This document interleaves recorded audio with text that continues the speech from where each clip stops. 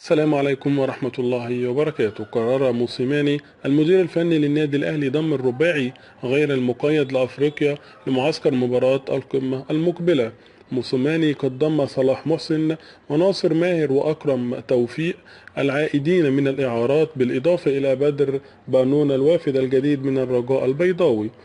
وينطلق معسكر النادي الأهلي اليوم الأحد استعدادا لنهائي دوري أبطال أفريقيا أمام الزمالك يوم الجمعة المقبل على استاد القاهرة الدولي.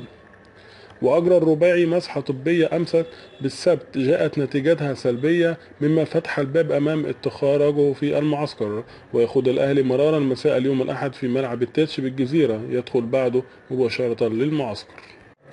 كما أعلن النادي الأهلي عن إصابة اللاعب محمد شريف بكورونا وخضوعه لبرنامج علاجي وفقا لبروتوكول وزارة الصحة، حيث عاد محمد شريف للتدريب مع النادي الأهلي خلال الأيام الماضية بعد انتهاء معسكر منتخب مصر. ومن المقرر أن يخضع شريف لمسحة طبية جديدة خلال الأيام المقبلة بعد انتهائه من برنامجه العلاجي.